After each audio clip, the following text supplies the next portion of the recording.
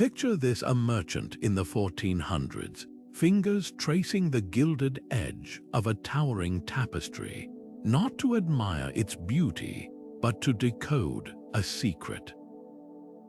Woven into the borders of these lavish textiles, between scenes of knights and mythical beasts, lay something far more valuable than gold: hidden maps.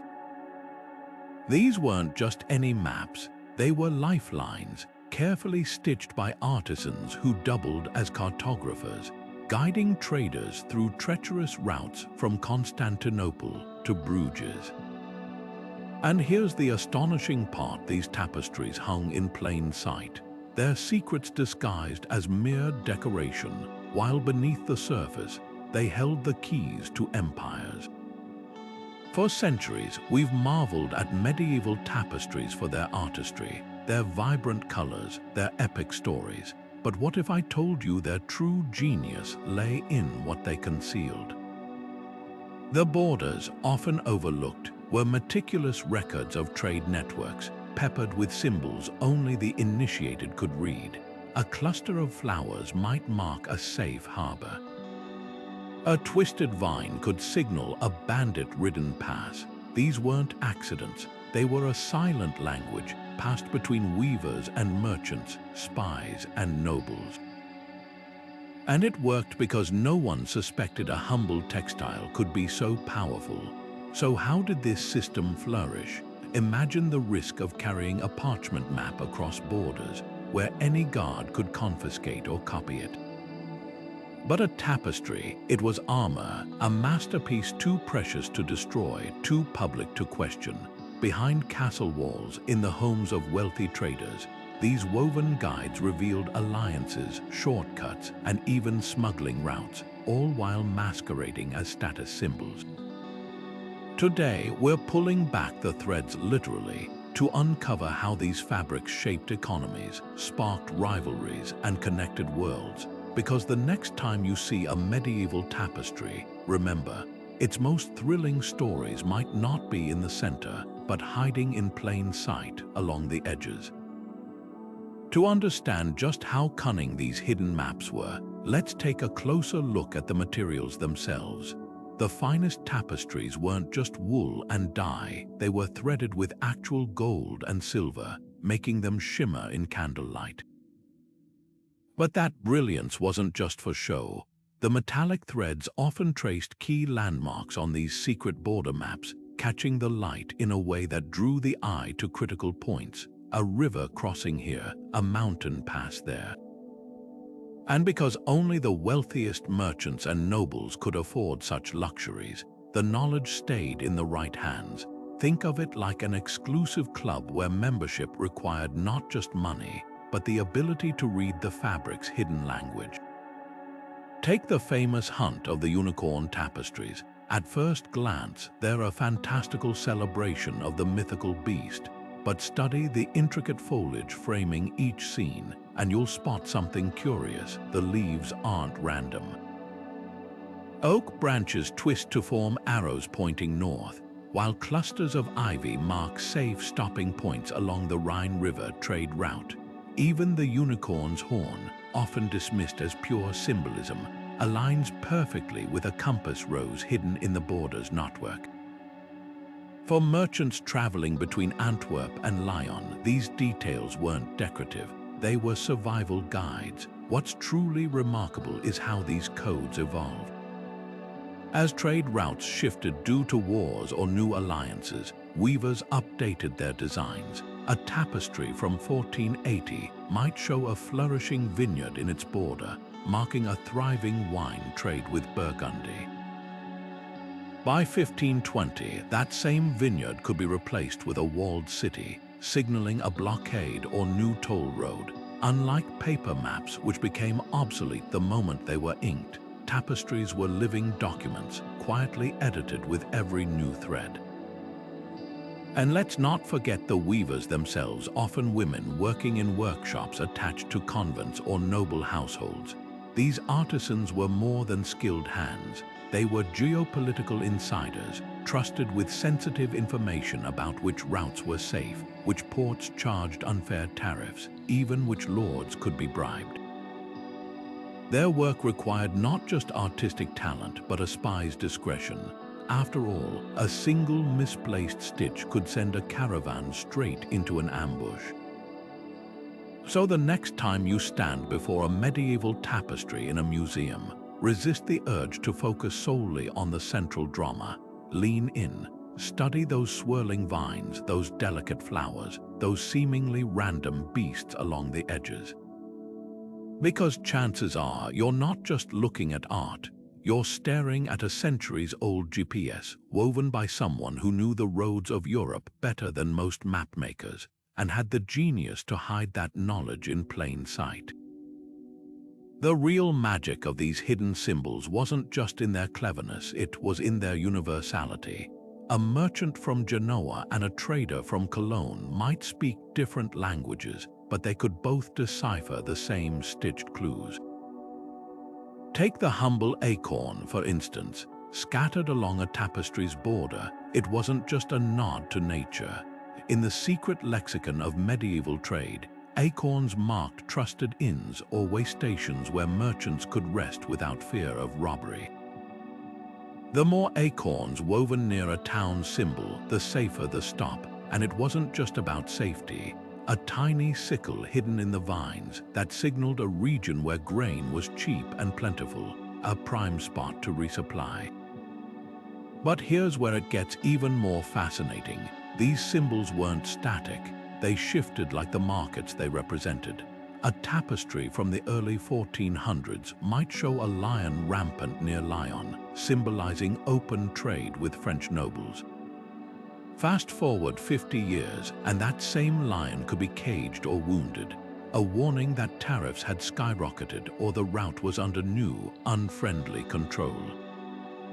The borders became a living ledger, updated stitch by stitch to reflect the ever-changing landscape of commerce and power. Some of the most revealing symbols were the ones that seemed purely decorative. Those intricate geometric patterns framing a scene, zoom in, and you'll realize they're scaled-down replicas of city walls or harbor layouts. The zigzagging lines mimicking rivers often matched real-world currents, critical intel for avoiding deadly whirlpools or shallow waters that could sink a cargo-laden ship. Even the colors held meaning. Deep blue threads didn't just represent water. Their shade could indicate depth, with lighter hues marking treacherous sandbanks. Perhaps the boldest example comes from a set of tapestries commissioned by the Medici family. At first glance, their borders overflow with flowers and songbirds. But to a merchant's eye, the arrangement was a masterclass in discretion. The birds weren't randomly placed. Their beaks pointed toward hidden mountain passes used to bypass toll roads. The flowers' petals, when counted, corresponded to days of travel between key cities. And the real stroke of genius, the tapestries were displayed in banking halls, where traders could read them openly without arousing suspicion. After all, who would question a wealthy patron admiring art? This system thrived because it exploited the assumptions of the time. To the uninitiated, these details were mere embellishment, proof of a weaver's skill. But to those in the know, every thread was a whispered secret, a handshake woven in wool and silk, and that's what made these tapestries more than art or maps. They were the medieval equivalent of encrypted data, a network of trust stitched into something too beautiful to question. The guilds of medieval Europe weren't just trade associations, they were fortresses of secrecy, guarding their knowledge with the same intensity as a castle's walls.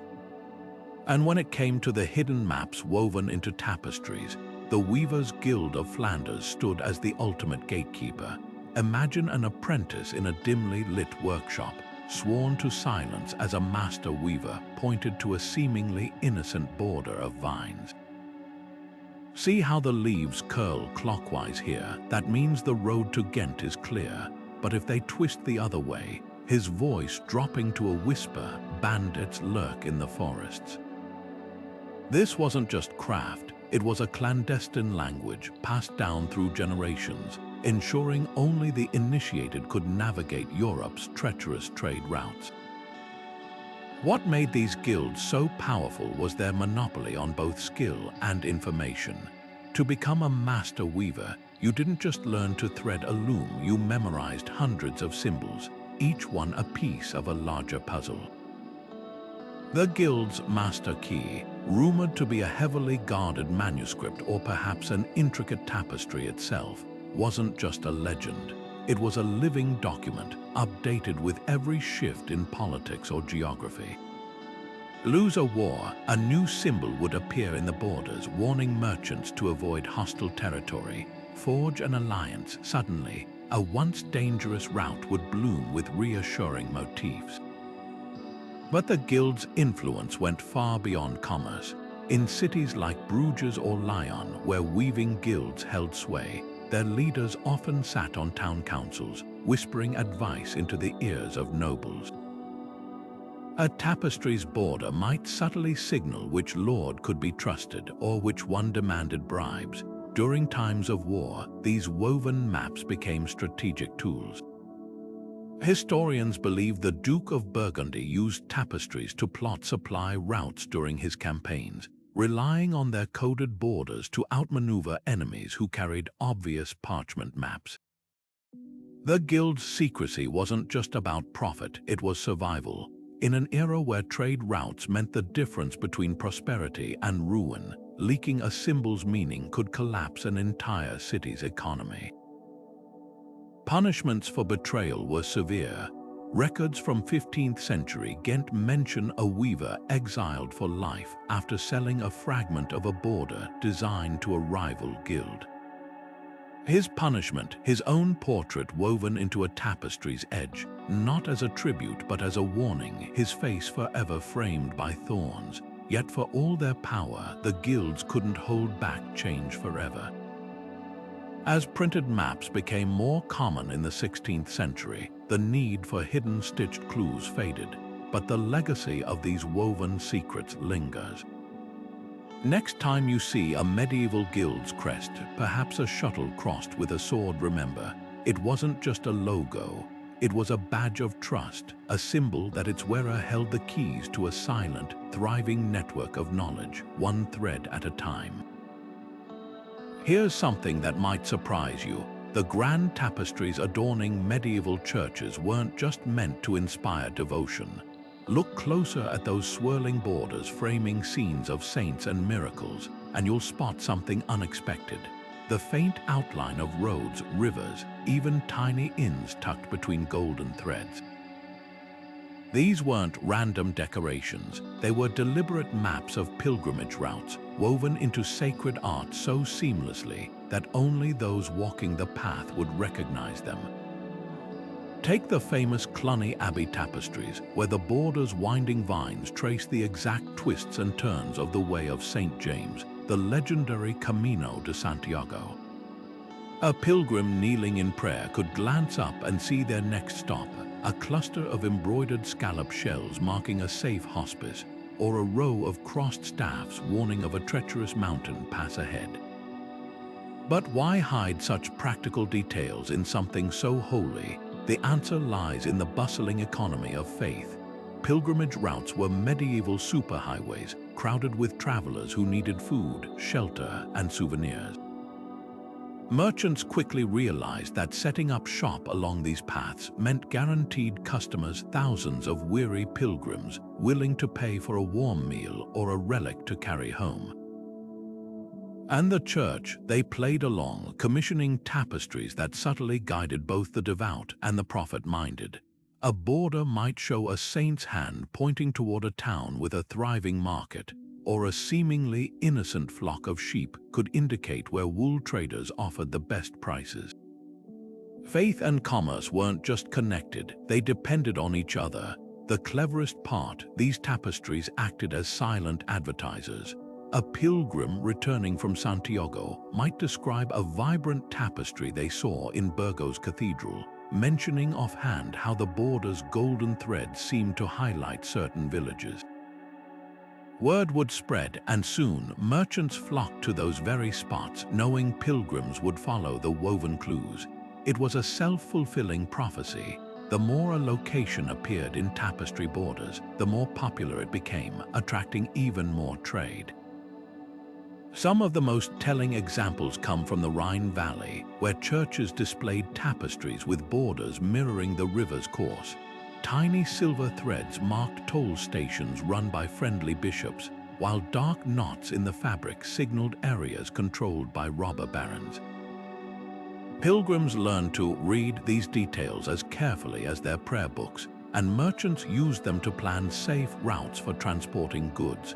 Even the colors held meaning. A sudden shift from blue to brown threads might indicate a shallow ford perfect for crossing, saving days of travel. This system worked because no one questioned it. To the faithful, these were merely beautiful tributes to God's creation. To the sharp-eyed trader, they were business manuals disguised as art. And that's the real genius of these tapestries. They served two masters without betraying either. A merchant could kneel in reverence before a scene of the Last Supper, all while memorizing the border's hidden directions to the next lucrative market. The church benefited too, as thriving pilgrimage routes meant more donations, more influence, and more reason to commission yet another tapestry. So the next time you see a medieval religious textile, don't just focus on the saints and angels. Study the edges where the sacred and the practical entwine like threads in a loom, because in those delicate borders lies proof that even in the Middle Ages, the road to heaven was paved with more than good intentions. It was mapped mile by mile in wool and gold. The colors in these tapestries weren't just pretty embellishments. They were a language unto themselves, whispering secrets to those who knew how to listen. Take that deep blue thread winding through a border. At first glance, it might seem like a simple river, but the shade told the full story. A pale, almost silvery blue signaled shallow waters perfect for fording with heavy carts. A darker indigo streak that marked treacherous depths where currents could swallow a merchant's entire shipment, and the greens weren't just generic foliage. Bright emerald stitches clustered around a town symbol meant lush grazing land for pack animals, while olive tones warned of marshes or bandit hideouts disguised by dense thickets. The real masterstroke, though, was how these colors interacted. A 14th century tapestry from Arras shows a brilliant example, a golden thread zigzagging through a valley of green, interrupted by sudden patches of rust red. To the untrained eye, it's abstract beauty, but to a spice trader from Venice, that gold was a beacon, the safest overland route to avoid tariffs, the green valleys. Trusted communities where guards could be hired, and those ominous red splashes, they weren't artistic flourishes. They marked zones controlled by robber barons, their intensity indicating how recently attacks had occurred. A faded pinkish hue might mean the danger was old news, while a fresh crimson signaled active ambushes. Modern conservators at the Musée de Cluny made a breakthrough when they noticed something peculiar about the reds in their namesake tapestries. Using spectral analysis, they discovered the dyes weren't uniform. Some scarlet threads contained traces of iron oxide, a pigment historically linked to blood symbolism. These appeared precisely where oral records mentioned conflicts. Meanwhile, softer rose hues, dyed with madder root, traced areas under church protection. The weavers hadn't just chosen colors, they'd engineered them, blending dyes to create nuanced warnings. A merchant could glance at a border and think, not that pass, see how the red darkens near the oak motif. That's where the count's men demand bribes twice the usual rate. What's astonishing is how these color codes crossed cultural boundaries. A Florentine trader and a Hanseatic merchant might struggle to converse, but they'd both understand a tapestry border where sapphire threads suddenly gave way to muddy brown, a universal alert for silt-choked harbors. Even more impressive, some workshops added secret layers. Under ultraviolet light, certain green valleys in Swiss tapestries glow faintly blue, revealing hidden mineral deposits only local guilds knew about. These weren't just maps, they were treasure guides, their true meaning visible only under specific conditions. The system was so precise that researchers at Cambridge recently matched a fragment of Burgundian tapestry to a long-lost alpine pass. The border's gradient shifting from warm gold to cool gray mirrored elevation changes described in a merchant's diary. By following the color transitions, they pinpointed a forgotten trade route buried under centuries of landslides. It's proof that these weavers didn't just depict geography, they encoded its very pulse, stitch by meticulous stitch. So the next time you admire a medieval tapestry's vibrant palette, look beyond its beauty.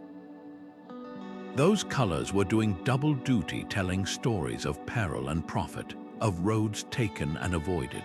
And in their fading hues, we're still uncovering whispers from a world where art wasn't just admired, but obeyed.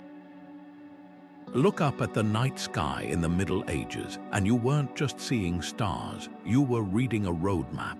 Astrology wasn't mere superstition to medieval traders. It was a vital science shaping when and where they dared to move their goods. And woven right into the borders of tapestries, between scenes of courtly love or biblical tales, were celestial clues guiding their decisions. Take that tapestry in Nuremberg, its border alive with Libra scales. To modern eyes, it might seem like whimsical decoration, but to a 15th century merchant, it was a clear signal. Autumn's balanced scales meant calm winds on the Danube, perfect for floating barrels of Hungarian wine downstream before winter froze the route solid. This wasn't just one weaver's fancy. Across Europe's workshops, astrological symbols became a silent trade language. A cluster of Pisces fish in a border didn't just mark the arrival of spring, it signaled the thawing of alpine passes, when melted snow made river transport feasible. Taurus the bull, that was a warning to avoid mountain roads in late spring, when muddy trails could bog down oxen carts. Even the moon's phases got stitched into designs, with crescent motifs indicating the short, moonlit nights ideal for moving sensitive cargo under cover of darkness.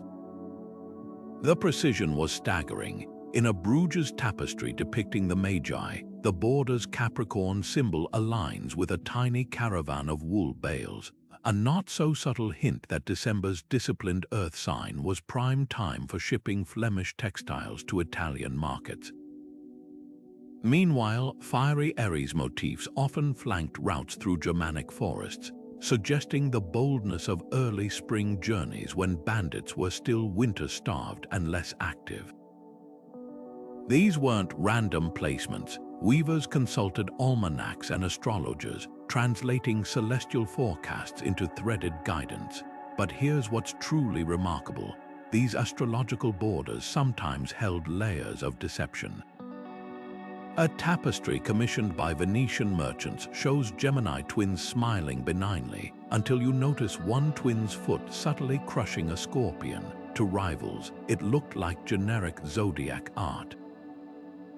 To insiders, it revealed a critical detail. The twins represented 2 safe months for Mediterranean trade, while the crushed scorpion marked the end of Scorpio's season, when pirate activity traditionally spiked. The message, ship your silks by late October or risk losing them to corsairs. Modern scholars have even found evidence that some tapestries functioned as celestial calculators. The famous Zodiac Hunt series from Burgundy contains borders where planetary symbols are spaced at precise intervals. When sunlight hit the threads at certain angles, the shadows cast lines matching medieval navigational charts, a literal sundial for timing departures.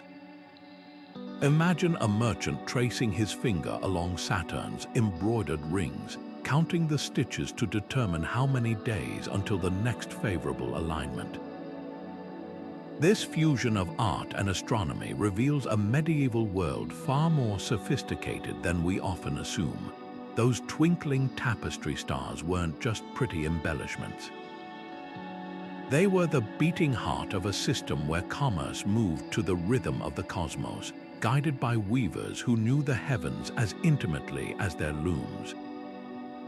And in those threads, we see the birth of something profound. The idea that trade wasn't just about geography, but timing, a dance between earth and sky, stitched into fabric for those who knew how to look. A snarling lion stitched into a tapestry's border wasn't just a symbol of courage, it was a neon sign for merchants. In the secret language of medieval trade, that lion likely marked Venice's bustling Rialto markets, where deals roared louder than the beasts themselves. But animals in these woven masterpieces did more than represent cities. They whispered warnings, mapped alliances, and even exposed dangers. Take the serpent coiled around a ship in a Genoese tapestry. To the untrained eye, it might be biblical symbolism. To a spice trader from Alexandria, it was a lifeline, a coded alert that pirates lurked near Sicily's straits, their ships slithering through the waves like the very creature woven into the fabric. The brilliance of these animal codes lay in their dual meanings. A stag bounding through a border's foliage could symbolize both the abundance of game in Burgundy's forests and the safe passage of its well-guarded trade routes. Swans gliding across a tapestry's edge didn't just signify elegance, their direction pointed to seasonal river currents crucial for transporting Flemish wool. Even mythical beasts had practical roles. Griffins, those eagle-lion hybrids, often guarded borders near mountain passes, their presence signaling toll stations run by local lords. Spot one clutching a golden orb that marked a checkpoint where bribes were expected. Nowhere is this more striking than in the Hunt of the Unicorn series. Scholars long admired its central myth, but the real intrigue hides in the margins. Those whimsical rabbits nibbling clover, they're not random. Each corresponds to a Baltic trading post where fur merchants gathered, their burrows mimicking hidden warehouses. The unicorn's horn, as we've seen, acts as a compass, but the hounds chasing it are equally telling. Their collars bear tiny crests matching Hanseatic League outposts, guiding traders between Lübeck's salt stores and Novgorod's honey markets. What's fascinating is how these symbols evolved with politics. When the Teutonic Knights seized control of Baltic amber routes, tapestries suddenly featured wolves where stags once roamed, a not-so-subtle jab at the knights' predatory taxes. In Iberian textiles, Moorish peacocks gave way to Christian eagles after the Reconquista, redrawing cultural borders thread by thread. Animals became more than markers. They were propaganda, their shifting presence reflecting who held power and profit along the roads they adorned. The system's real genius was its adaptability. A merchant from Cologne might not speak Hungarian, but he'd understand a tapestry where a bear clawed at a honeycomb. That wasn't just folklore, it pinpointed a Transylvanian trading village famous for its beeswax candles, and when wars or plagues closed routes, weavers updated their menageries. A 15th century French tapestry originally showed dolphins leaping near Marseille until the Black Death emptied its ports.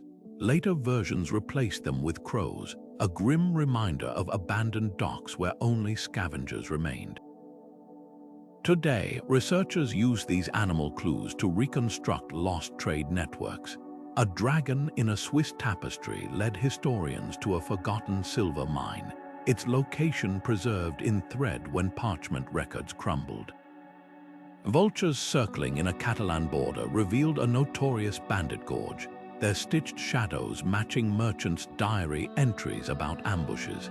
Each creature is a breadcrumb in a vast, woven trail, proof that medieval Europe's greatest navigational tools weren't just maps but masterpieces. A noble's coat of arms stitched into a tapestry border wasn't just decoration, it was a medieval billboard advertising protection. those intricate heraldic shields woven between scenes of jousting and feasts. They were business contracts in thread, declaring which routes had a lord's guarantee. Take the rampant Lion of Flanders, a common sight in 14th century tapestries. To the untrained eye, it might signify bravery, but to a wool merchant from England, that lion was a promise. Sail your shipment into Bruges under this symbol, and the Count's men would ensure it reached the market unharmed, for a percentage, of course. Heraldry and trade were so deeply intertwined that some noble families designed their crests specifically to attract commerce.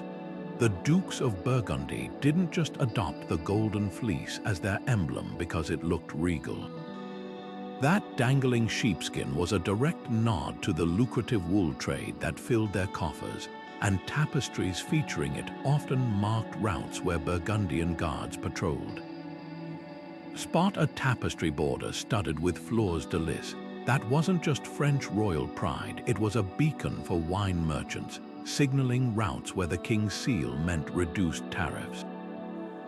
Even seemingly minor symbols held weight. A tiny chessboard pattern on a border's edge might belong to a lesser knight, but it indicated his castle's blacksmiths offered fair prices for horseshoe repairs. What's fascinating is how these symbols shifted with political winds. When the Habsburgs married into the Spanish crown, tapestries suddenly bloomed with pomegranates, a new emblem spliced into old designs, subtly redirecting trade toward Seville's ports. Researchers at the Louvre recently proved this by matching tapestry borders to customs records, a cluster of castile towers in a previously neutral trade corridor. That's when Spanish silver started flooding that route. The threads didn't just reflect alliances, they actively shaped them. A merchant seeing the Visconti viper on a Milanese tapestry's border knew two things: avoid that family's rivals and expect premium prices for German steel, their specialty. Some heraldic clues were downright sly. The Medici, that banking dynasty turned political powerhouse, often hid their 6 red balls, symbols of coins, in tapestry borders as tiny fruits or orbs. To rivals, it looked like harmless decor. To their business partners, those balls mapped banking houses where letters of credit could be exchanged. Even animals in crests pulled double duty. The Este family's white eagle didn't just symbolize imperial ambition. Its outstretched wings, when stitched at certain angles, pointed to their controlled mountain passes in the Apennines. This system reached its peak during the 100 Years' War, when tapestries became diplomatic tools.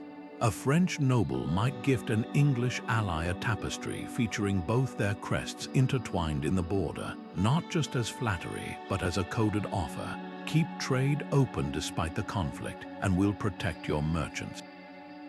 Those threads carried more weight than parchment treaties, because unlike documents locked in chests, these agreements hung in banquet halls for all to see, yet only a few to truly understand. Today, historians treat these heraldic borders like Rosetta Stones for medieval economics. That unicorn in the Scottish royal tapestry, follow its chain, and you'll trace the salt trade from Leith to Gdansk. The griffin on a Hanseatic textile, its claws clutch the exact Baltic harbors where Prussian grain was loaded. Every crest was a landmark, every tincture a tariff guide, all woven into something too beautiful to question and too powerful to ignore. Run your fingers along the edge of a medieval tapestry, and you might feel more than thread. You'd be touching a secret handshake. Those intricate knots looping through the borders weren't just about durability. They were a hidden ledger, recording everything from a merchant's reputation to the purity of spices in a caravan's load. Take the merchant's twist, a deceptively simple knot where the thread doubled back on itself in a precise pattern. To the untrained eye, it blended seamlessly with the rest of the weave. But to a Venetian silk buyer, that twist was a guarantee proof that the fabric came from a Genoese workshop known for flawless dye retention, not some back alley counterfeit. The genius of these stitch codes lay in their subtlety. A tapestry's border might use a common herringbone stitch for most of its length, then suddenly switch to a lion loop near a town's emblem, a silent alert that the local wool guild had recently raised its standards. Even the spacing between knots held meaning. Researchers at the Metropolitan Museum found a Burgundian tapestry where tightly packed knots near a vineyard scene corresponded to harvest records. The denser the stitching, the higher that year's grape yield, giving traders advance insight into wine prices. What made this system so secure was its regional variation. A master weaver in Bruges might tie off threads with a distinctive Flemish tuck, folding the end back twice before securing it. Meanwhile, his counterpart in Florence used the Medici spiral, winding the thread clockwise instead of counter. These weren't just stylistic choices, they were trademarks, woven fingerprints that let merchants trace a tapestry's origin at a glance. When a shipment of Persian rugs arrived in Marseille with suspiciously crude knots, buyers knew instantly they'd been swapped somewhere along the Silk Road. Some of the most revealing knots were those that didn't belong. Conservators at the V and a museum discovered a 15th century tapestry where the border's usual knot sequence was interrupted by a single widow's knot, a loose, asymmetrical loop traditionally used to mark periods of unrest. Sure enough, cross-referencing dates revealed it was woven during a bloody succession crisis when trade routes had become unreliable. That one aberrant knot wasn't a mistake. It was a warning stitched in real time by a weaver who knew her work might guide merchants through a war zone. The ultimate power of these stitch codes, they were self-authenticating. Unlike ink on parchment, which could be forged, a knot's tension and twist carried the unmistakable touch of its creator. When a French queen received a gift of tapestries supposedly from Damascus, her weavers unfurled the edges, studying the knots under magnifying glasses. The irregular Damascus drop stitches were perfect, too perfect. Real Syrian weavers, they knew, always left one thread slightly slack as a signature. The counterfeit was exposed not by ink or seal, but by thread that refused to lie. Today, high-tech imaging lets us decode these tactile secrets in ways medieval merchants could only dream of. X-rays of a Tudor tapestry revealed knots so tiny they're invisible to the naked eye, clustered around a port city's emblem. Each microscopic twist matched shipping logs from Antwerp, marking years when the harbor was ice-free for extra weeks, critical intelligence for timing wool exports. What seemed like mere craftsmanship was actually a weather report, stitched in wool and waiting centuries for someone to read it. So the next time you see a medieval tapestry, remember, its true story isn't just in the grand scenes at the center or even the symbols along the edges.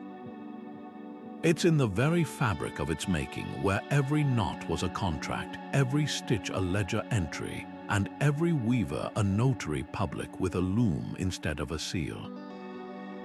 Elena of Aquitaine wasn't just sending a wedding gift when that lavish tapestry arrived in Constantinople. She was delivering a geopolitical chess move. Wrapped in silk and gold threads, the present appeared to celebrate a royal marriage, but its borders told a different story, those swirling vines framing scenes of courtly love. They traced a narrow, little-known pass through the Dolomites, a route that bypassed the territories of her husband's rivals entirely. For the Byzantine emperor, deciphering those stitched clues meant more than admiring art. It unlocked a backdoor to European markets, free from the tariffs and bandits plaguing traditional Alpine crossings. And that was the genius of these diplomatic gifts. They let rulers exchange strategic secrets under the perfect cover of generosity. This wasn't unique to Elena's era. When the Holy Roman Emperor gifted a tapestry to the Doge of Venice in 1324, its borders seemed to depict innocuous hunting scenes, but the real prize lay in the hound's leashes.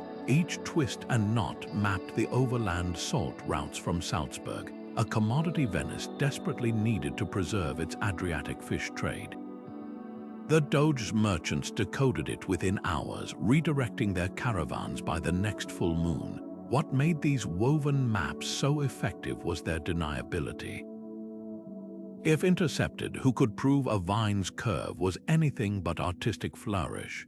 Unlike sealed letters or whispered messages, tapestries hung openly in halls, their secrets hidden in plain sight. Some of history's most cunning examples come from the Mongol Empire. When Genghis Khan's descendants sent tapestries to European courts, the borders often featured grazing horses, a seemingly pastoral detail. But the spacing between those horses mirrored the distance between oases along the Silk Road, while their colors indicated which wells were poisoned during conflicts. One such tapestry, now in Vienna's Kunsthistorisches Museum, shows a black stallion separated from the herd by a stitched ravine. Contemporary trade records confirm that exact spot was where a rival warlord ambushed caravans in 1389.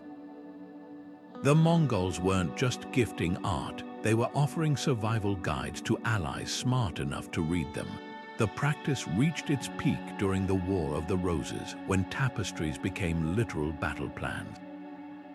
A surviving fragment in the cloister's museum shows white and red roses entwined in its border, standard symbolism at first glance. But radiography reveals the threads were dyed with different mineral solutions, creating subtle magnetic variations.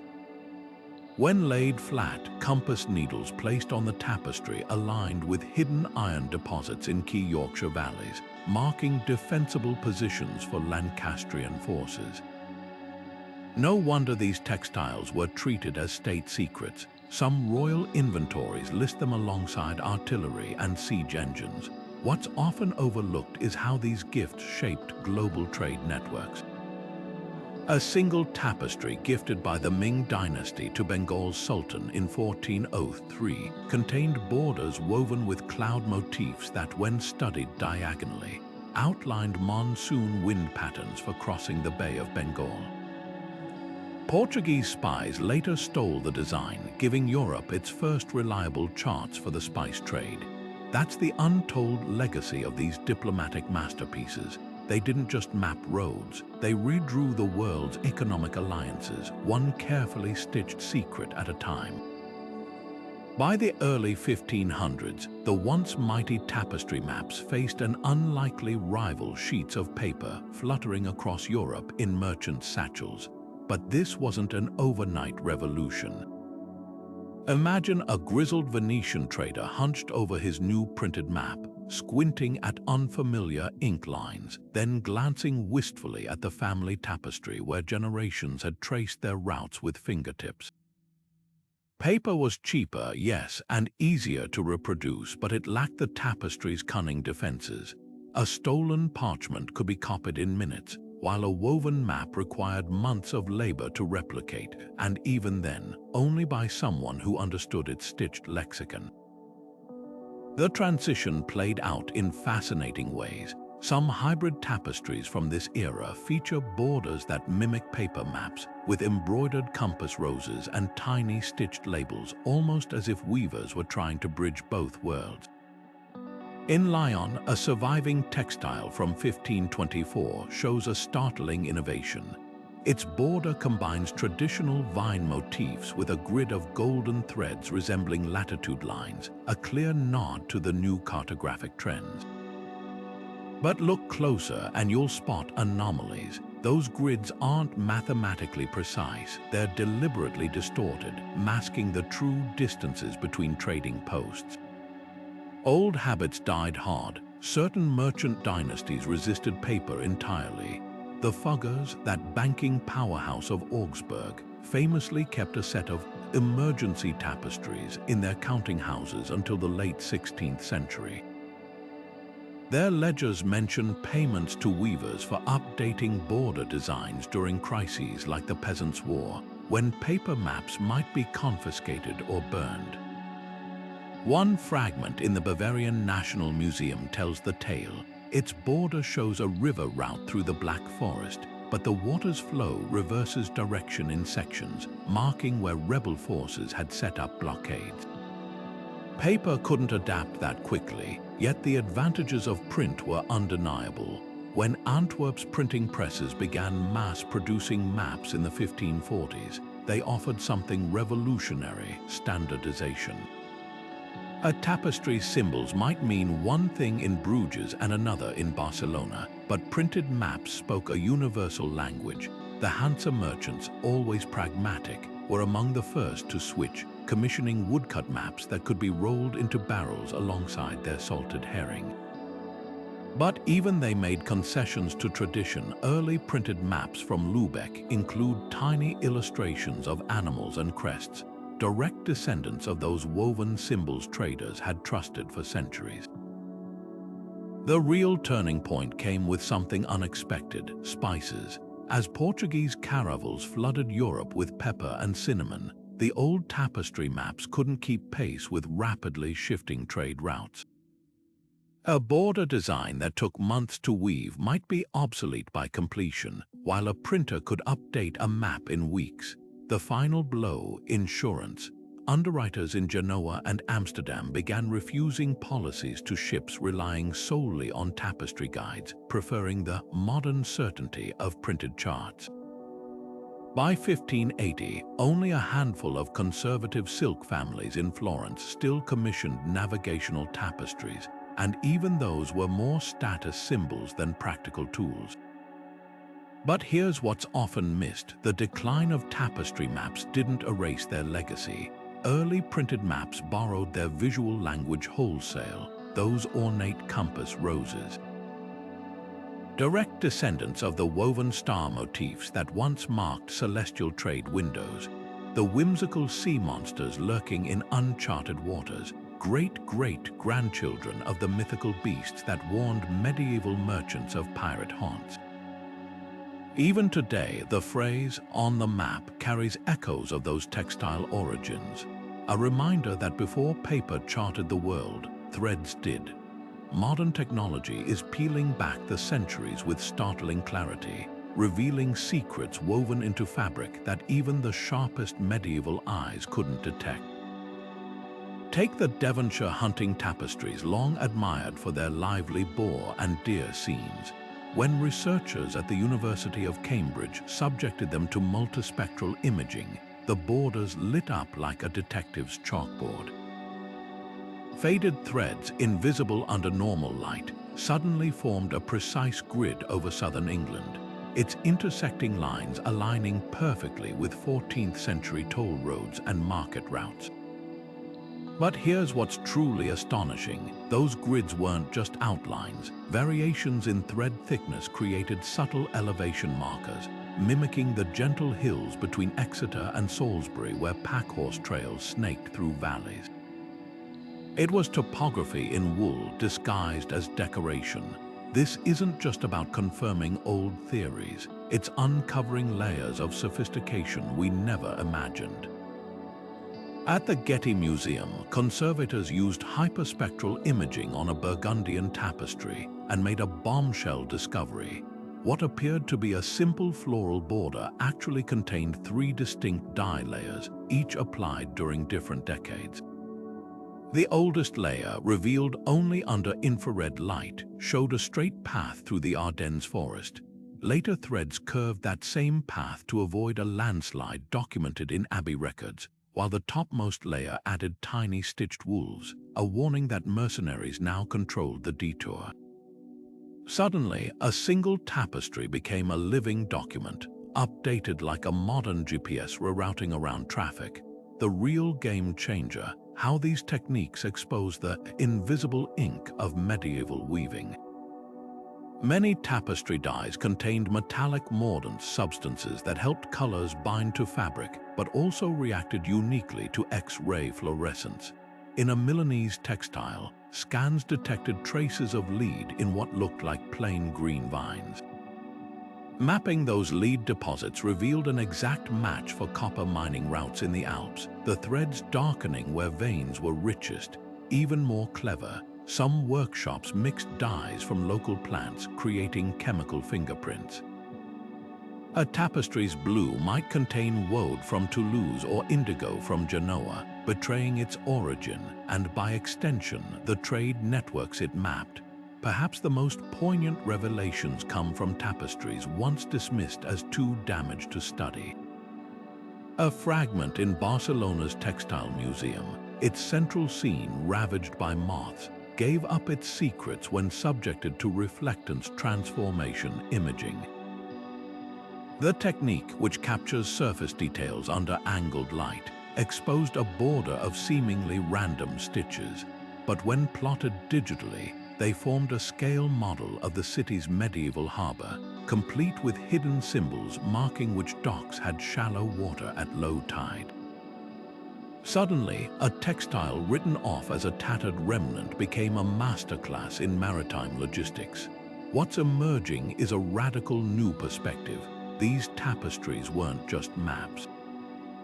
They were databases encoding everything from commodity prices to weather patterns in their threads. A Nuremberg tapestry's border, analyzed with fiber optic reflectance spectroscopy, showed alternating bands of dye that corresponded to years of good and poor harvests. Another in Ghent used silk threads only near ports with thriving silk markets, creating a material ledger of luxury trade. The deeper we look, the clearer it becomes medieval weavers weren't just artists. They were cartographers, economists, and strategists, weaving knowledge into something too beautiful to suspect, and the implications are staggering. Researchers at the Louvre recently cross-referenced tapestry data with ship manifests and tax rolls, proving that certain patterns predicted market fluctuations. A cluster of oak leaves in a border might foreshadow a timber shortage, or a sudden shift from red to blue threads could signal a downturn in the wine trade. These weren't static pictures, they were dynamic tools, their threads pulsing with the heartbeat of commerce. So the next time you hear that history is written by the victors, remember sometimes it's woven by the weavers, and we're only just learning how to read it. The Apocalypse Tapestry in Angers Castle seems, at first glance, like a straightforward depiction of biblical doom, fiery pits, trumpeting angels, the whole dramatic spectacle. But lean closer, and the borders reveal something far more worldly.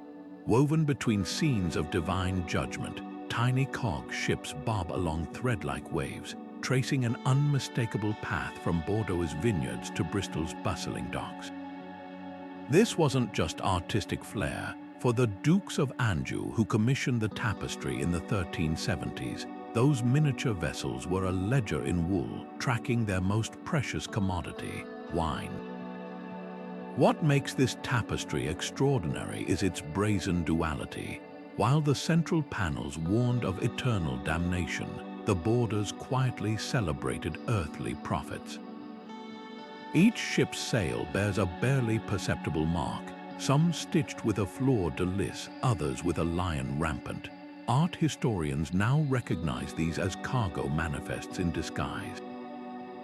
The lilies flagged barrels bound for royal cellars, while the lions marked shipments destined for wealthy London merchants.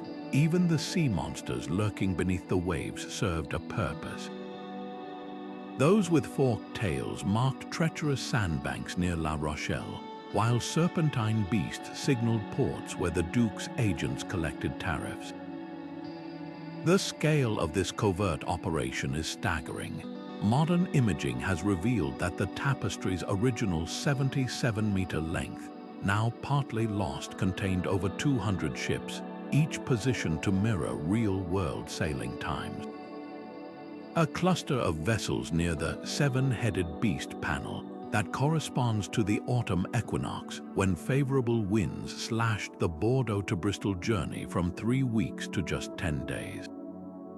The weavers even accounted for tides, depicting some ships at angles that match the pull of currents in the English Channel.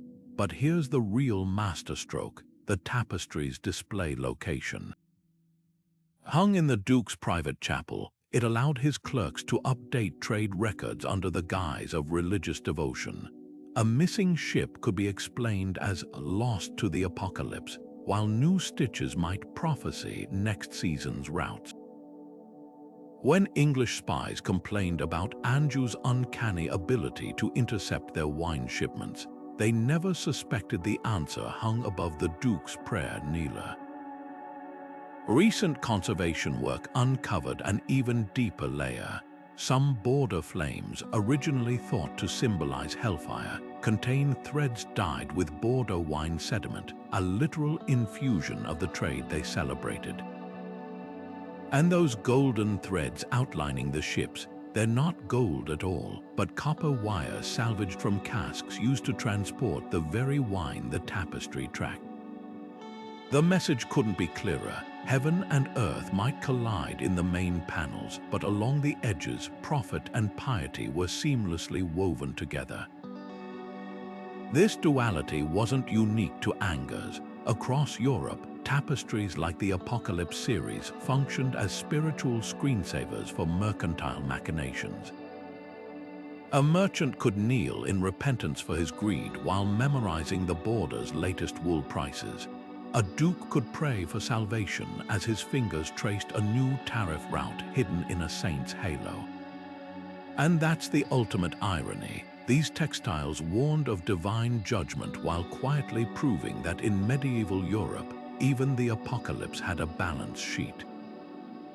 Christopher Columbus never set sail without consulting his charts, but few realize some of those charts weren't parchment at all.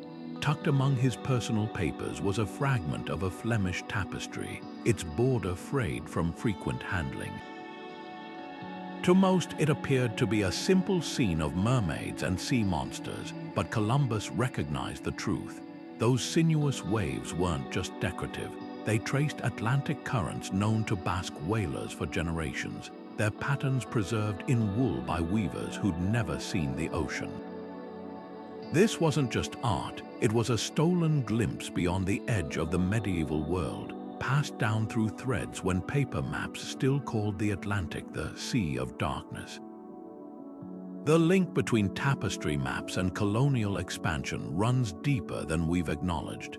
Magellan's fleet carried something unexpected in its holds, rolled sections of a Brussels tapestry depicting the Pillars of Hercules. At first glance, its borders showed typical mythological scenes, but Portuguese sailors had long known the truth. The seemingly random arrangement of stars around Hercules' club mirrored celestial navigation markers for rounding Africa's Cape of Good Hope, knowledge so valuable that the original tapestry hung under guard in Lisbon's trading house for decades. When Magellan's navigators unfurled their coppered fragment in the strait that now bears his name, they weren't just following Portuguese charts. They were decoding a woolen roadmap woven a century before Vasco da Gama reached India. What made these textile maps so indispensable to explorers? Durability was just the start. Unlike parchment that dissolved in tropical humidity or ink that faded under the sun, tapestry threads retained their secrets through storms and shipwrecks. A surviving fragment from a Spanish galleon, now in Seville's Maritime Museum, proves the point. Its border shows a stretch of the Caribbean coast with cochineal-dyed threads marking freshwater sources, critical intelligence for crews dying of thirst. But the real advantage was deniability. When English privateers boarded a Portuguese caravel in 1522, they overlooked a tapestry draped over the captain's bed, dismissing it as looted finery. What they missed were the border's stitched shoals marking the entrance to the Moluccas, the Spice Islands worth more than gold. The influence went both ways. As explorers returned with sketches of newfound lands, tapestry workshops adapted with startling speed. An Antwerp tapestry from 1531, ostensibly showing the judgment of Solomon, hides a bombshell in its lower border, a crude but recognizable outline of the Yucatan Peninsula, complete with Mayan temples drawn from Cortez's reports. The weavers had turned conquistador sketches into navigational aids within a decade, their looms weaving the New World into Europe's fabric literally and figuratively.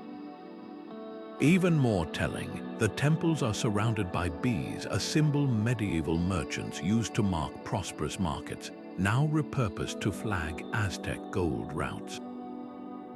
Perhaps no artifact captures this exchange better than the so-called Columbus Tapestry in Genoa's Palazzo San Giorgio.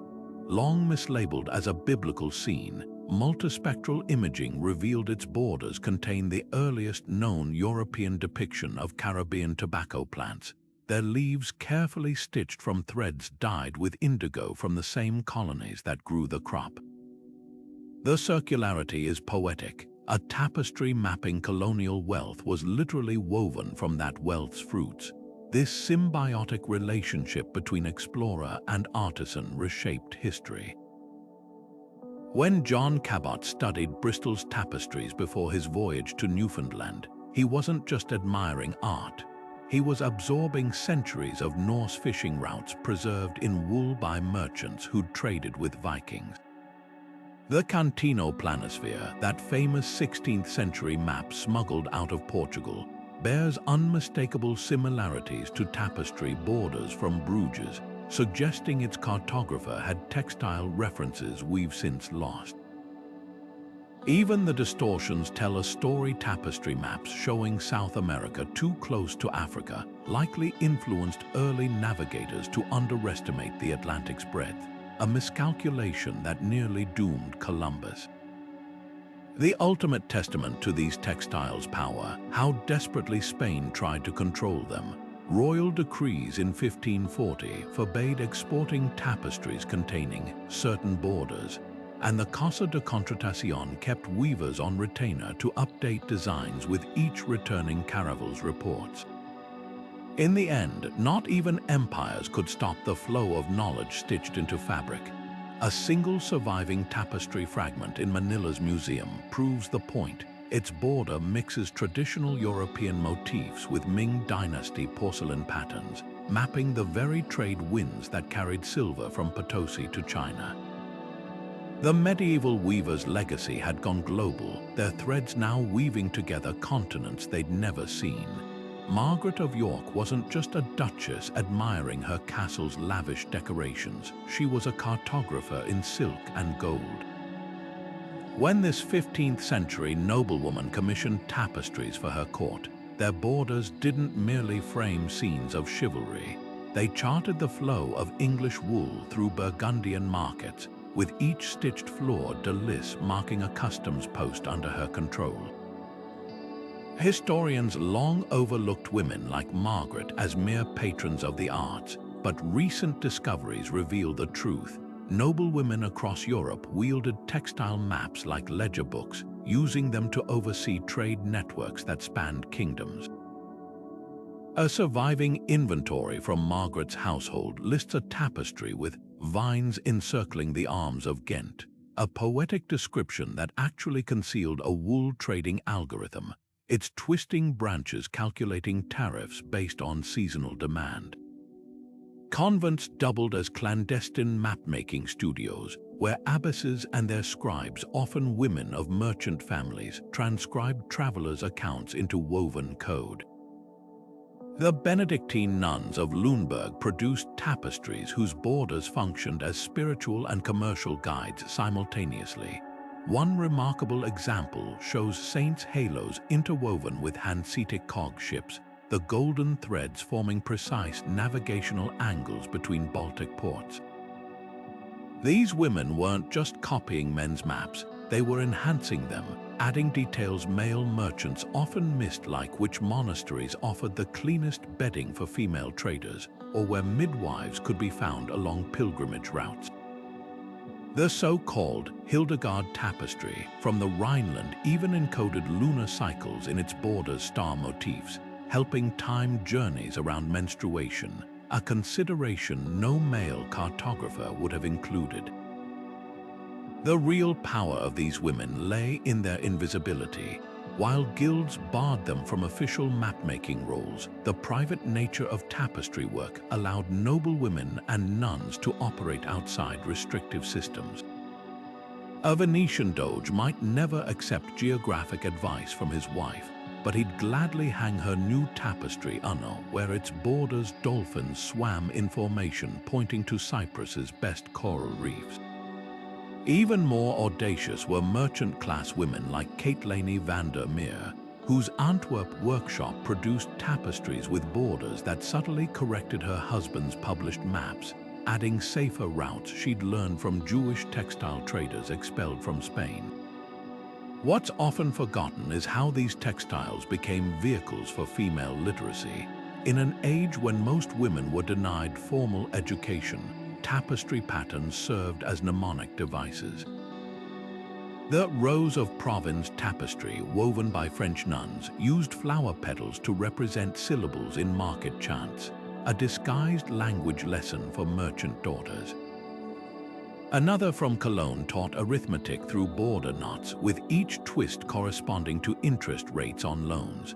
These weren't just maps, they were covert classrooms, stitched by women determined to claim knowledge the world tried to withhold.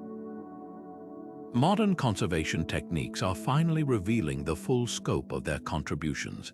X-rays of a Flemish tapestry, once credited to a male master weaver, show threads dyed with a distinctive madder root formula only used in female-led workshops. Spectral analysis of the Sforza Hours tapestry uncovered tiny silk markers along its edges, likely added by the Duchess's own hand to track Milan's grain shipments.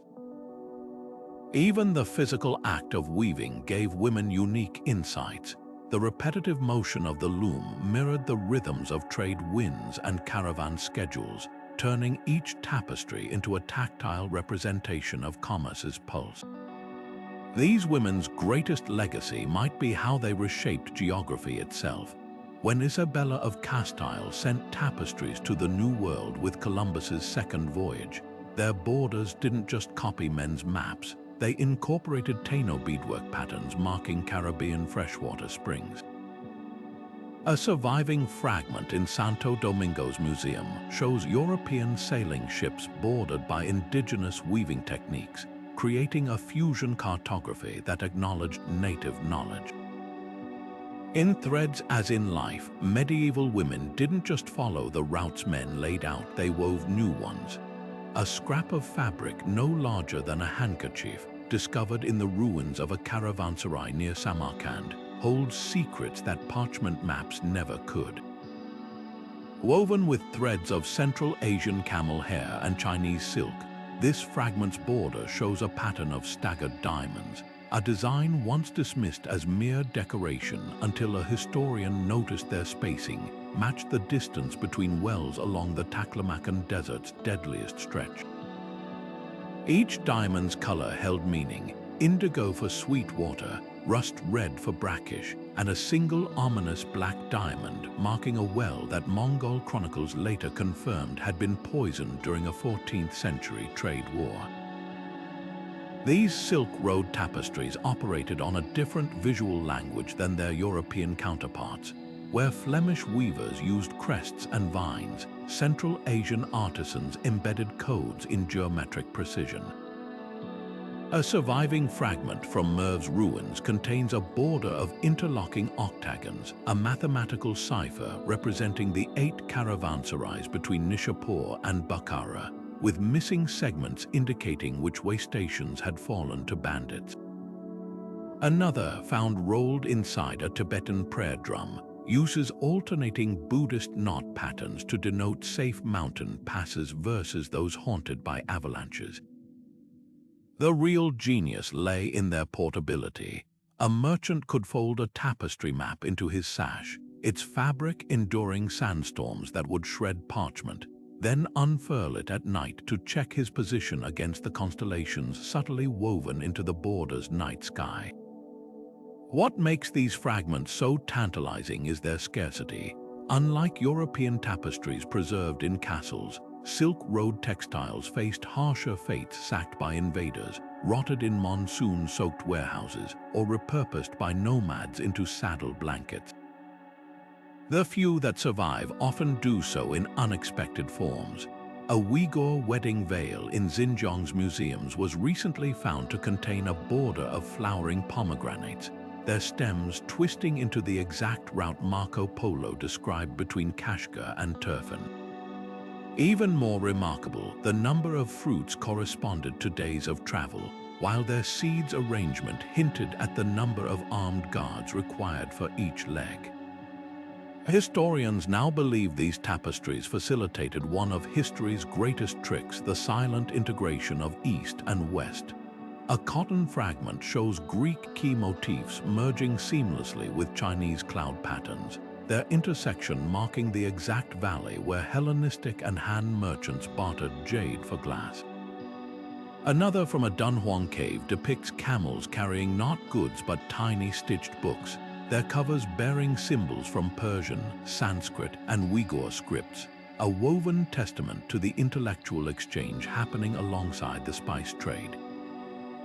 The grandest discovery came in 2018, when carbon dating revealed that a child's quilt in a Kyrgyzstan monastery was actually a repurposed caravan map. Its appliqué animals, bears, snow leopards, and two-headed eagles formed a perfect topographic guide to the Tian Shan Mountains, with embroidery stitches counting the paces between glacial crevices. But the real treasure was hidden in the batting, microscopic traces of spices from 17 different regions, suggesting the tapestry had literally absorbed the sense of the routes it mapped. These fragments, though few, rewrite our understanding of globalization. They prove that long before GPS or even printed maps, merchants navigated the world's most dangerous trade network using textiles that were at once practical tools, works of art, and silent witnesses to an interconnected medieval world we're only beginning to comprehend. In a sunlit workshop in Bruges, a weaver's shuttle flies back and forth, threading wool dyed with the same plant extracts medieval artisans used centuries ago. But this isn't just a historical reenactment, it's a high-stakes experiment. The artisan, part of a growing movement of cartographic weavers, is recreating a fragment of a 15th century tapestry, meticulously testing how its border could have secretly mapped the Scheldt River's shifting sandbanks. As her fingers twist threads into vines and flowers, something extraordinary happens. The pattern begins to align with newly discovered shipping records from Antwerp's archives. Those seemingly random clusters of leaves, they match exactly where pilots once guided ships around submerged hazards. This is more than craft, it's code-breaking with a loom. The revival of tapestry cartography isn't confined to Europe's medieval heartlands. In Kyoto, a collective of master weavers recently stunned historians by replicating a fragment of a lost Silk Road textile, using only its written description in a Mongol merchant's diary. Their finished border, woven with undulating waves of silk, revealed hidden camel caravanserai locations when held against ultraviolet light, a technique they deduced from traces of a light reactive dye mentioned in the text.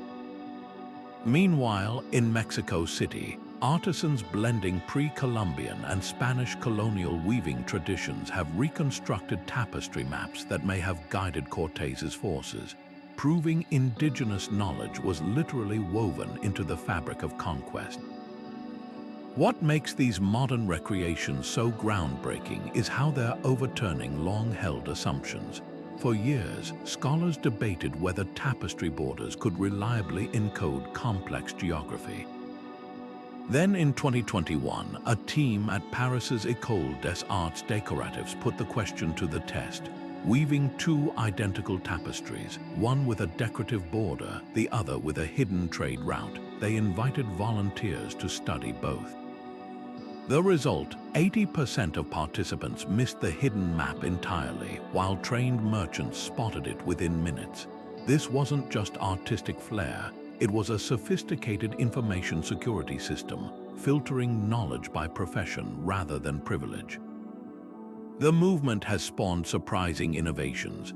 A Berlin tech startup now offers smart threads woven with conductive silver, allowing modern tapestries to light up when touched at specific coordinates. Imagine tracing a spice route and seeing Lisbon glow as your finger passes a hidden ship motif. In Boston's Museum of Fine Arts, visitors can explore a tactile tapestry map of the medieval Mediterranean, its braille-like knots guiding visually impaired historians through trade winds once known only to sighted merchants. Even the military has taken notice. NATO recently funded a project exploring how tapestry techniques could create durable, deniable maps for special forces operating in electronic warfare zones. But perhaps the most poignant revival is happening in Ghent, where master weaver Lisbeth Verreertbroek teaches refugees to stitch their journeys into cloth. Her workshops produce borders filled not with medieval vines, but with symbols from Syrian embroidery, African Kent cloth, and Ukrainian vyshyvanka, creating a new cartographic language for displaced communities. One striking piece maps the Balkan migration route through stitches, razor wire rendered in silver thread, safe houses marked by golden knots, and the Mediterranean represented by shifting shades of blue that darken where ships have sunk. It's proof that the ancient art of weaving maps still speaks to the most urgent journeys of our time. As these threads stretch across continents and centuries, they're revealing something profound about how humans navigate the world. The medieval merchants who relied on tapestry maps understood something we're only rediscovering now. That knowledge isn't just about accuracy, but about how it's hidden, shared, and remembered. In an age of digital maps that update by the second, there's still power in slowing down, in tracing a route with your fingers instead of a screen, in understanding geography as something tactile and alive. The weavers knew it, the merchants knew it, and now, thread by thread, we're learning it too. Debunking the myth that every medieval tapestry doubled as a smuggler's atlas starts with a simple truth: the majority were exactly what they appeared to be, breathtaking works of art. Walk into a cathedral from the 1300s, and the tapestries adorning its walls likely depicted biblical scenes or saintly miracles, their borders filled with celestial motifs or donor portraits. These weren't hiding trade secrets, they were declarations of faith meant to inspire awe, not navigate the spice routes. Even secular tapestries, like those celebrating royal weddings or hunting triumphs, often prioritized storytelling over subterfuge. The key to spotting the real cartographic masterpieces lies in their patrons. Merchant guilds and port cities commissioned textiles with purpose, while nobility and clergy usually wanted grandeur. Take the famed cloth of St. Jarian in Cologne's cathedral. Its elaborate borders showcase saints and angels, not shipping lanes, because its wealthy ecclesiastical backers had no need for covert trade intelligence. Contrast that with a lesser-known tapestry fragment from a Bruges warehouse, where the border's twisting vines align perfectly with customs records of 14th-century wool tariffs. The difference: one was funded by pious donors seeking divine favor, the other by pragmatic traders who needed to track tolls between Ghent and London. Not all symbols were created equal either. A fleur-de-lis in a royal tapestry might signify French allegiance, but that same flower in a merchant's textile could mark a Lyon silk market with favorable exchange rates. Even the materials betrayed their intent. Religious and aristocratic tapestries flaunted gold threads and costly dyes as displays of wealth, while trade-focused ones often used more durable, practical fibers, wool that could withstand frequent handling or sea air. The real giveaway: updates. A narrative tapestry stayed frozen in time, but navigational borders evolved. Researchers at the University of Leuven compared 3 versions of a Hanseatic League tapestry over 50 years. The central hunting scene remained identical, but the borders morphed, subtle shifts in vine patterns mirroring new Baltic trade alliances, while added knots marked pirate infestations near Gotland. Static tapestries were art, changing ones were tools. This isn't to downplay the ingenuity of the map-bearing few. For every 100 tapestries proclaiming piety or power, perhaps one held whispered secrets, and that's what made them extraordinary. They didn't just blend in, they weaponized obscurity, hiding in the unlikeliest of disguises. A tapestry's worth wasn't in whether it contained maps, but in how thoroughly it convinced the world it didn't. Deciphering tapestry borders often feels like walking a tightrope between revelation and reinvention. On one hand, the sheer repetition of motifs like coiled vines marking mountain passes or crossed swords indicating toll stations can't be coincidence. Not when these symbols appear in textiles from Barcelona to Bruges, all linked to thriving trade hubs. Yet without a single surviving weaver's manual or guild ledger explicitly explaining their code, even the most compelling patterns risk becoming Rorschach tests for overeager historians. Take the controversy around the so-called thistle maps of Scottish tapestries. Some scholars insist the prickly plants trace clandestine whiskey smuggling routes, while others argue they're simply national pride woven into floral borders. Both interpretations cite the same evidence: thread counts, dye origins, merchant diaries, but reach wildly different conclusions. This tension between proof and possibility plays out vividly in the Cluny Museum's Star exhibit, a Burgundian hunting scene where the border stags leap in a seemingly random pattern. Infrared scans revealed the animals align with celestial constellations visible during autumn markets, suggesting a guide for timing wool shipments. But here's the catch: no contemporary text mentions this practice. Are we seeing medieval ingenuity or modern projection? The answer might lie in the tapestries themselves. When the same stag pattern appears in a Swiss monastery's textile, but mirrored and spaced to match local cheese trading seasons, it hints at a flexible symbolic language adapted across regions. Perhaps the most heated debates center on religious tapestries. A Vatican textile's border of intertwined crosses and pomegranates was long considered purely decorative until a conservator noticed the fruit seeds numbered like the stations of the cross. Suddenly, pilgrims' accounts made new sense. They'd spoken of following the pomegranates to Jerusalem. Yet rival scholars counter that the numbers vary between restorations, possibly reflecting later alterations rather than original intent. Without the weaver's testimony, both readings linger in academic limbo. What keeps the theory alive despite these ambiguities?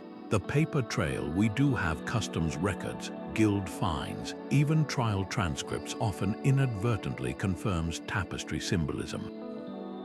A 1420 lawsuit in Ghent mentions a merchant consulting the vine map to avoid tolls, while a Milanese spy's letter references bribing a weaver to change the wolf's position. These breadcrumbs suggest an open secret. Everyone knew the borders held meaning, but few committed it to ink where authorities might find it. The ethical tightrope emerges when modern interpretations influence conservation. Should a tapestry be displayed with light highlighting its hidden trade routes, potentially cementing speculative theories as fact? Or does that risk eclipsing its artistic and spiritual significance? The debate mirrors archaeology's golden rule: absence of evidence isn't evidence of absence. Those medieval weavers may have taken their cipher to the grave, but the patterns they left still whisper to us across centuries, daring us to listen without putting words in their mouths. Standing before a medieval tapestry today, you're not just looking at art, you're holding a puzzle begging to be solved. The first clue: repetition. Those deceptively simple geometric patterns interlocking diamonds, spiraling vines, or checkerboard grids are rarely just decorative. In the borders of a 15th century Flemish tapestry, what appears to be a meandering vine might actually trace the looping path of the Scheldt River, each twist in the stem marking a sharp bend where ships needed to adjust their sails. Look closer at the spacing between motifs too. A series of evenly spaced flowers could mirror the distance between trading posts along the Rhine, their petals counting the day's journey between stops. Now shift your gaze to the creatures woven into the margins. A lion prowling near a castle emblem isn't just heraldic flair. It might signal a toll station controlled by a local lord, while a flock of storks could point to marshlands ideal for smuggling. In the Cloisters Museum's unicorn tapestries, rabbits nibbling clover aren't mere whimsy. Their positions align with known fur trading outposts in the Baltic. Even mythical beasts pull double duty. That dragon coiled around a tower follow its tail, and you might trace a hidden mountain pass in the Alps, its scales counting the elevation gains in subtle thread gradients. Color is another silent storyteller. A sudden shift from emerald green to ochre in a border isn't just artistic contrast, it could mark the transition from fertile valleys to arid plateaus along the Silk Road. At the Musée de Cluny, a tapestry's sapphire blue threads darken precisely where medieval ship logs mention deep water channels near Marseille, while lighter streaks warn of shallow sandbanks. And don't overlook the metallic threads, those shimmering gold strands snaking through a design. They often trace the most lucrative routes, literally gilding the path to wealth. But the real thrill comes when the map escapes the borders. In the Victoria and Albert Museum's Devonshire hunting tapestries, the central scene's trees aren't randomly placed, their roots form river deltas, and their branches arch toward key mining towns in Cornwall. A hunting dog's leash might double as a property boundary, while the fleeing boar's path mirrors a smuggler's trail through the Cheviot Hills. Even clouds aren't safe from suspicion. In a Burgundian textile, their scalloped edges mimic the jagged coast of Brittany, with seagulls stitched at intervals matching harbor entrances, the best part. You don't need to be an expert to play detective. Start by sketching the borders patterns on paper, then overlay them with historic trade routes many align startlingly well. Bring a magnifier to spot tiny anomalies. A single red berry in a sea of blue might mark a plague-affected village, or a broken vine could signal a landslide-blocked pass.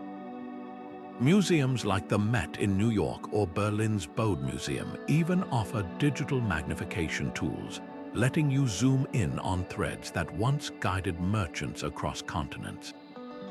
What you're really hunting for are the weavers inside jokes, the winks they left for fellow initiates. A mermaid in a Normandy tapestry holds a comb that points directly to a pearl diving cove in Scotland. A saint's halo in a Spanish textile contains 12 stars, matching the toll stations on the Camino de Santiago. These weren't mistakes or flourishes. They were the medieval equivalent of dropping a pin on a digital map. So the next time you visit a museum, resist the urge to step back and admire the whole scene. Lean in. The tapestry's grandest tales aren't in the center. They're hiding in the margins, waiting for someone to follow the thread. The vibrant infographics flooding your social media feeds have an unexpected ancestor, those medieval tapestries with their cunningly stitched trade routes. Just as 14th century weavers used coiled vines to mark mountain passes and golden threads to highlight prosperous markets, today's designers harness color, gradients, and geometric patterns to distill sprawling datasets into bite-sized insights. The connection runs deeper than aesthetics. Medieval tapestries and modern infographics share the same core mission, transforming chaos into clarity. Whether it's the fluctuating price of Flemish wool or the rise and fall of stock markets. Consider how a tapestry's border might use escalating shades of red to signal increasing bandit activity along a trade route. Fast forward to a 21st century climate infographic. where deepening crimson hues illustrate rising global temperatures.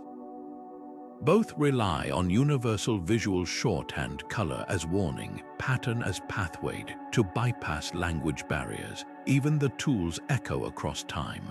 A weaver's loom threaded wool along warp and weft, creating grids not unlike the X and Y axes of a modern bar chart. The hunt of the unicorn tapestry's border, with its staggered deer motifs counting days between wastations, functions identically to a contemporary timeline tracking vaccine distribution phases. The parallels extend to the pitfalls of misinterpretation. Just as a medieval merchant might misread a stitched wolf as decoration rather than a bandit alert, modern viewers can overlook key details in dense infographics. A famous example, during the early COVID pandemic, a widely shared data visualization used tiny crosses to represent mortality rates. Some audiences fixated on the central cluster, missing the sparse but telling outliers that hinted at emerging hotspots, much like how a tapestry's innocuous acorn symbol could be dismissed as foliage rather than a marker of safe inns. What's truly fascinating is how both mediums balance beauty and function. The Apocalypse Tapestries' fiery borders captivated nobles while secretly mapping wine shipments, just as an elegant climate spiral graph by scientist Ed Hawkins grips viewers with its hypnotic colors while conveying dire temperature spikes. This duality reveals a timeless truth. Humans absorb information best when it's wrapped in narrative or artistry. A dry spreadsheet of medieval toll fees becomes memorable when encoded in a tapestry's emerald green vines, just as corporate earnings data sticks when presented as a cascading waterfall chart. The legacy even shapes today's design ethics. Medieval weavers faced their own version of chart junk, the temptation to over-embellish borders with meaningless flourishes that obscured trade data. Sound familiar? It's the same critique leveled at modern infographics cluttered with decorative 3D effects or irrelevant icons. The best tapestry maps, like the clearest data visualizations, adhered to a principle modern designers call data-ink ratio, maximizing meaningful marks while minimizing distraction. Perhaps the most poignant link lies in accessibility. Just as tapestry borders enabled illiterate merchants to navigate continents, today's pictogram-based health infographics guide vulnerable populations through complex medical advice.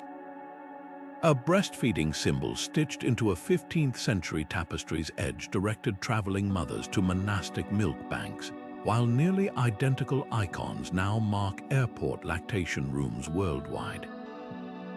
The medium has changed, but the mission remains, using visual language to empower those excluded by text. As we swipe through interactive dashboards and animated charts, it's worth remembering the threads, literal and metaphorical, that connect us to those medieval mapmakers. Their innovations remind us that good design isn't about technological sophistication, but about understanding how humans see, remember, and act on information. Whether rendered in silk or SVG, the most enduring visualizations share a common thread. They don't just present data, they tell its story. The golden age of tapestry maps didn't fade quietly. It unraveled in a perfect storm of violence, upheaval, and neglect. While paper's convenience played a role, the true deathblow came when the weavers' guilds, those guardians of stitched secrets, began crumbling under the weight of Europe's wars and religious fury. Picture the chaos of the Protestant Reformation, where zealots stormed cathedrals not just to smash statues, but to slash apart tapestries they saw as idolatrous. Thousands of textiles, some hiding generations of trade wisdom in their borders, went up in flames or were torn into saddle blankets. In Ghent alone, records show over 300 tapestries destroyed in a single year of iconoclastic riots, their ashes carrying away navigation clues for Baltic amber routes and Alpine salt passes. But the devastation wasn't just ideological. The 30 Years' War turned weaving workshops into battlegrounds. A single cannonball could obliterate a master weaver's lifework, and with it, the unrecorded knowledge of how to interpret a border's twisting vines or animal symbols. When Swedish troops sacked Augsburg in 1632, they didn't just loot silver, they burned the city's famed tapestry ateliers, unaware they were erasing centuries of mercantile intelligence. The guilds, already weakened by shifting economies, couldn't recover. As masters died without apprentices, their ciphers died with them.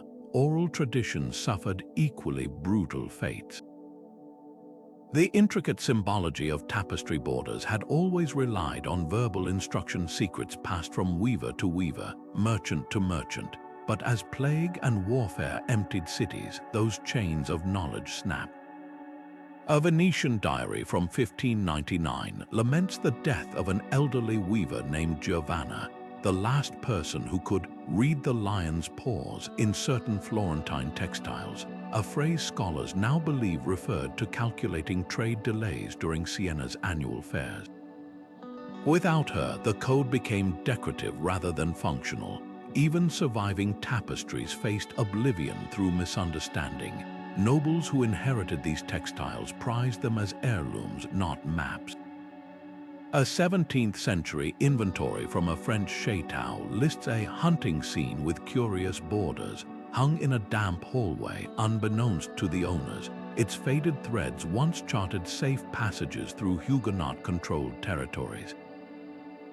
By the 18th century, restorers were actively improving damaged sections, stitching over original borders with fashionable new designs, and obliterating geographic clues in the name of aesthetics. The tide only turned when modern science intervened. In the 1970s, a textile conservator at London's Victoria and Albert Museum noticed something peculiar under ultraviolet light. A tapestry's seemingly random floral border flourished in distinct patterns. Collaborating with economists, she realized the glowing threads traced the rise and fall of the English wool trade across decades. This sparked a revolution in interdisciplinary research. Chemists analyzed dye compositions to trace trade routes. Art historians cross-referenced tapestry motifs with newly digitized merchant ledgers. Even astronomers got involved, discovering that certain celestial borders aligned with navigation stars used before compasses became widespread. Now, artificial intelligence is accelerating the rediscovery. Machine learning algorithms trained on surviving fragments can predict lost symbols with eerie accuracy, like how a Munich team reconstructed a vanished borders wine trade warnings by comparing thread densities to seller records. Meanwhile, spectral imaging has exposed charcoal sketches beneath Stitch's weaver's original draft maps, brushed directly onto the fabric before weaving. These ghostly lines confirm what scholars long suspected. Every flourish was deliberate, every curve a calculated guide. What's emerging is a stark realization. We didn't just lose beautiful art when these tapestries perished. We lost an entire language, one that wove together commerce, faith, and survival into a single, shimmering thread. And as researchers painstakingly reconstruct even fragments of that language, they're revealing a medieval world far more connected, sophisticated, and inventive than we ever imagined. The next frontier in uncovering medieval trade secrets doesn't require a time machine, just a combination of cutting-edge tech and forgotten trunks in dusty archives. Artificial intelligence is now scanning thousands of tapestry fragments with inhuman precision, detecting patterns too subtle for the human eye. In a recent breakthrough at Oxford's Bodleian Library, an algorithm trained on known trade symbols flagged a previously ignored border in a 15th century hunting scene. What curators had dismissed as abstract foliage turned out to be a near-perfect match for the Danube's lesser-known tributaries, complete with stitched oxbow lakes marking safe harbors for contraband salt shipments. The real shock came when cross-referenced with satellite imagery. The tapestries, random leaf clusters aligned with submerged ruins of medieval docks now underwater due to centuries of sedimentation. But AI is just one tool in this modern treasure hunt. Unexplored monastic archives in Bulgaria and Romania are yielding textile fragments wrapped around centuries-old manuscripts, their borders preserving trade routes that bypassed the Ottoman Empire. A recent find in a Transylvanian monastery's attic contained a tapestry scrap no larger than a napkin, yet its knotwork outlined the Carpathian mountain passes used by Saxon merchants to sneak Hungarian gold into Western Europe. Even more tantalizing are rumors from Mossul's rebuilt museums, where conservators are piecing together textiles salvaged from ISIS destruction. Early reports suggest some may contain Silk Road maps disguised as Quranic verse borders. The potential for rewriting history is staggering. When a team at the University of Warsaw applied spectral imaging to a seemingly plain Baltic tapestry, they uncovered a vanished network of amber trails stretching from Prussia to Byzantium, with tiny stitched bare paws marking trading posts run by the often overlooked Yatvingian people. Similarly, a digitized fragment from a Spanish convent's inventory, previously catalogued as decorative trimming, revealed under UV light a complete coastal map of Morocco's saffron ports, predating Portuguese nautical charts by decades. These discoveries aren't just filling gaps, they're proving that medieval Europe's economic web was far more decentralized and interconnected than textbooks suggest. What makes this moment revolutionary is how it's democratizing historical research. Crowdsourcing platforms now let enthusiasts worldwide analyze high-res tapestry images for anomalies, like the Belgian schoolteacher who noticed a repeating fish scale pattern in a Burgundian textile that matched lunar tide tables for herring runs. Collaborative databases are linking these fragments into a digital quilt, revealing continent-spanning routes one stitch at a time, the ultimate goal. A living atlas of medieval commerce, where each new thread adds to our understanding of how goods, ideas, and people truly moved across the medieval world.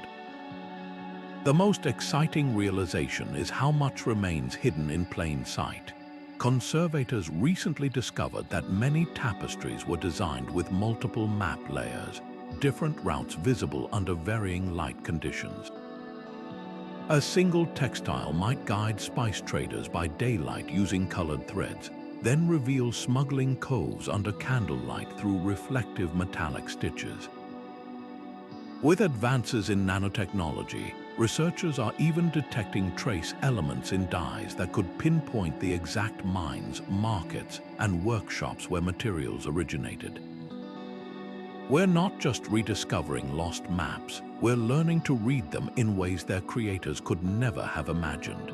Perhaps the greatest lesson lies in the humility these discoveries demand. For centuries, we admired these textiles as art while missing their genius as living documents. Now, as technology peels back layer after layer, we're forced to confront how much history's most valuable secrets weren't locked in vaults or buried in tombs, but hanging openly on castle walls, waiting for the right eyes to see them. Medieval tapestries weren't just decorative masterpieces, they were the beating heart of a clandestine information network, a wool and silk internet humming with secrets. Think about it, in an era when maps were rare and literacy rarer, these textiles became living databases, their borders pulsing with real-time updates on bandit raids, tariff hikes, and monsoon winds.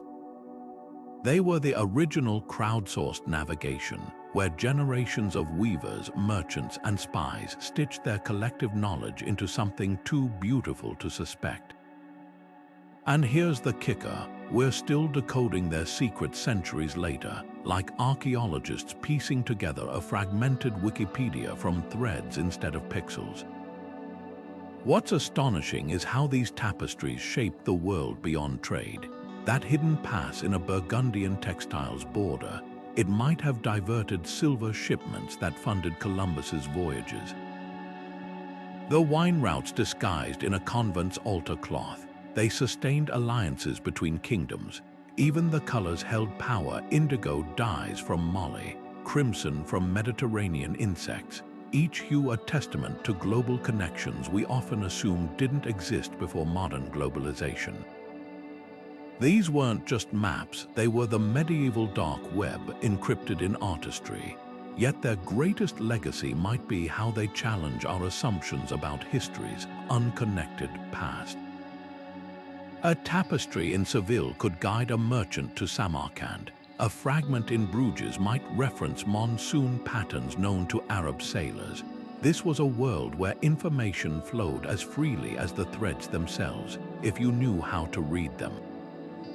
So the next time you stand before a medieval tapestry, resist the urge to step back and admire it as a whole. Lean in, trace those vines with your eyes, count the stitches in a flower's petals. Let your fingertips hover over the metallic threads catching the light. Because hidden in those details isn't just art, it's a whisper from a time when maps weren't drawn but woven, when knowledge wasn't stored in clouds but in cloth. And who knows, the next great historical revelation might not come from a dusty scroll or a buried tablet, but from someone like you, spotting a pattern in the margins that everyone else overlooked. If this journey through threads and secrets has you seeing history in a new light, hit that like button. It helps others discover these hidden stories too. Drop a comment below. What's the most surprising, everyday object you've learned held secret meanings? And don't forget to subscribe. We're just scratching the surface of history's greatest puzzles. After all, the past isn't finished talking. We just have to learn how